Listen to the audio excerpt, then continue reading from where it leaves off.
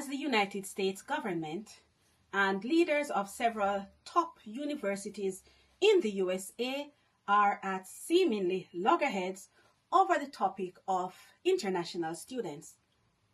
As a former international student myself, I want to tell you why people want to study in first world countries and how things have changed since my days as an international student. Stick around. Warning.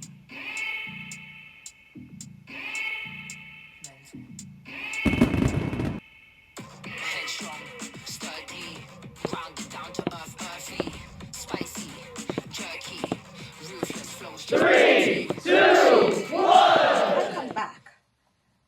A lot of people aspire to study in a first world country because you do command more respect. And when I say that you command more respect, I'm talking about in terms of the money that you get, your salary. When you return to your country, the salary that you get is more, especially if you attend one of the top universities in one of the first world countries. And the preferred countries are the UK, are England and the USA. And remember, this is not a one-way street as well. You do have people from these first world countries who actually go to countries such as Jamaica, that island. There is a university by the name of Northern Caribbean University, where you do have a lot of Americans go to that university because they are able to experience the warmth of the country, and they just want to experience something different. And that is why they choose to study in a different country. It is also the same for people who are coming from developing countries. When they come to the first world country to study, they want to experience the culture. They come for the culture. And also, they know that when they get a qualification from the first world country, it makes their skills more marketable. So that is the reason why people actually choose to study in first world countries.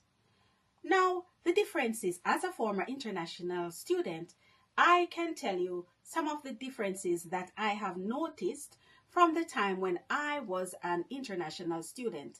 And bear in mind, I'm talking about roughly 2 decades ago.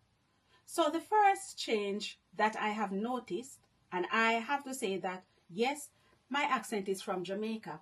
So when I first migrated to the UK, at that time, Jamaicans did not require a visa to enter the UK. And it was easier for you to change your status from that of a visitor to that of an international student. That has changed. So that is one change that I have noticed as well. Previously as well, homeland students, the fees that they paid was much less. Homeland students used to pay £1,000. And if you were not aware of it, whatever the homeland students pay will have a bearing on what the international students pay as well. Usually, the international students pay roughly 3 times that amount.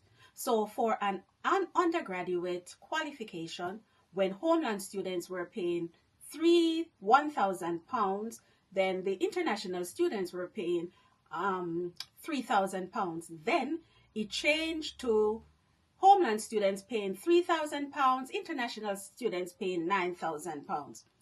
That has changed. So since then, what has happened is that homeland students are now paying so much more. And what has changed as well is that there is now, students are able to get a loan, homeland students. So what that means is that with the increase in amount that homeland students are required to pay, say for example £9,000, then it means that international students are paying 3 times that amount. So what does that mean? It means that a lot of the money that the universities get are not from homeland students, they are actually from the fees that the international students pay. Because of the crackdown on international students and the visa requirement, what we have noticed that a lot of universities are, what would I say, are left in a vulnerable financial state because that amount of money that they used to get from international students that would help to run the universities, that is disappearing, and that is bad news. So the fees have changed. The other thing that I've noticed that have changed as well is in terms of the visa requirement. So previously, you did not need, international students did not have to prove the amount of money that they have to cover their tuition or, to take care of themselves, everything. They did not need to provide evidence. What you could do during that time is to pay your fees in installments. So for example, you could pay it on a termly basis for international students. So what has changed now is that now you need to show evidence that you are able to support yourself financially and that your fees can be paid before you actually get a visa to study in the country. So that is something that has changed. There is also, so the fourth one is that there is also change in terms of changing your status from that of an international student. So for me, during my time, once you acquire a postgraduate qualification, then you would be regarded as a highly skilled worker. And as a highly skilled worker, what you were able to do was to get 2 years work permit after you have completed your postgraduate qualification. After you have secured, so on top of that, so you get your 2 years to full work permit where you will be able to work on a full-time basis. After the 2 years have passed, if you were in a position to take care of yourself, then you would automatically be allowed to work in the country, not sponsored by any employer or anything. The only thing that you needed to do was to renew your permit, not a permit.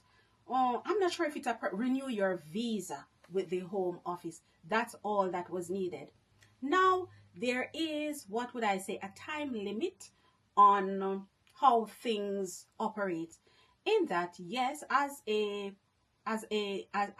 postgrad or highly skilled worker, meaning worker who was first a, what would I say, an international student who has changed their status. Now, you cannot change your status and achieve settlement. That has changed. So now there is a time limit, and the time limit is 18 months.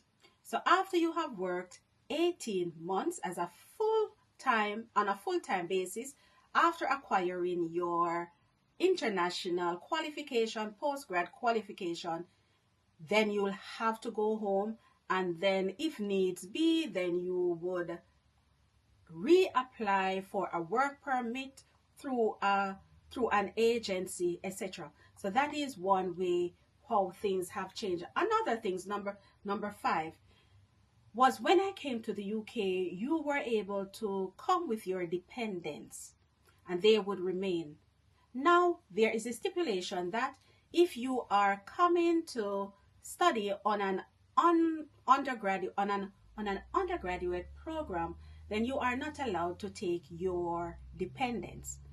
And of course, there is a time limit as well. So for example, if you're coming to do a postgraduate qualification, and if that qualification is, say, less than 1 year, then you will not get that dependent visa.